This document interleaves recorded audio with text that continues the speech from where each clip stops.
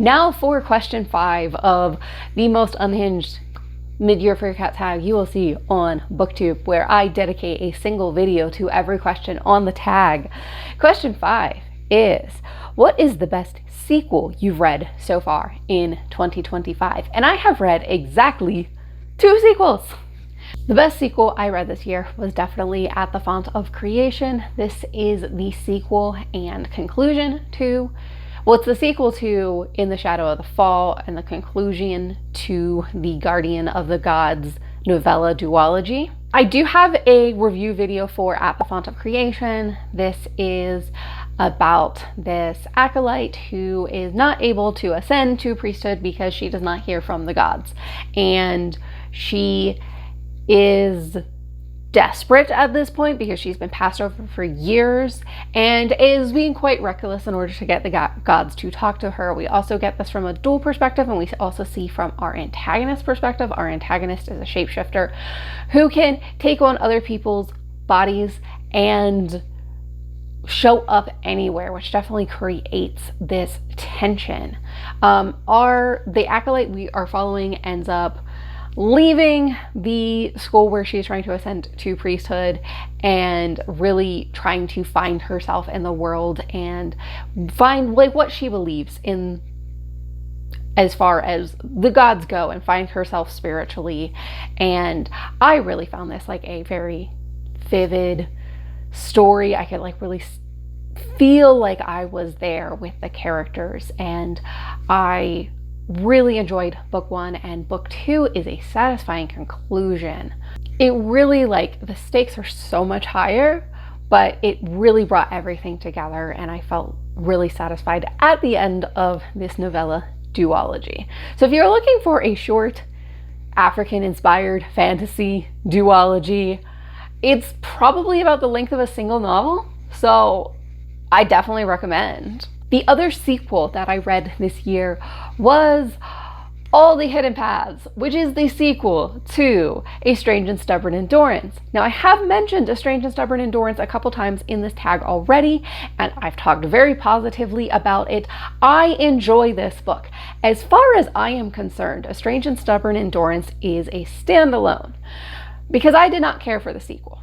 There were aspects that I liked about the sequel. Like, I had a fun time, but I kind of got to the end and was like, I don't ever feel the need to reread this. Like, I can reread the first one and enjoy it, but the second one, So there was a few things that just didn't work for me as well in the sequel. Number 1, we add a third character and a third POV to the story. And this character could have been good. I like the concept. So we basically take a character that is similar to Velicent, that's following like a parallel path to Velicent, except this character does not have a support system and therefore is falling in with bad crowds and having negative outcomes. And that's a cool concept, except I could not get on board with this character's storyline, okay? Part of it is because I do feel like this character's storyline ended up like, the first book had a lot to say about consent, and I felt like this character's storyline, some of the things that happened kind of ended up muddying the waters around that. And it was kind of weird because there's this one scene, like, I'm not exactly sure how we're supposed to read that scene. I was very disturbed reading it. I thought it was awful. Okay, but I don't know if you're supposed to read it that way, because like the character perspective that we're getting it from is not reading it that way. But like, I don't know if it is like, well, this character, you know, is clinging to people who are harmful to him because he doesn't have anyone else to cling to. Like, that could be how you're supposed to read it.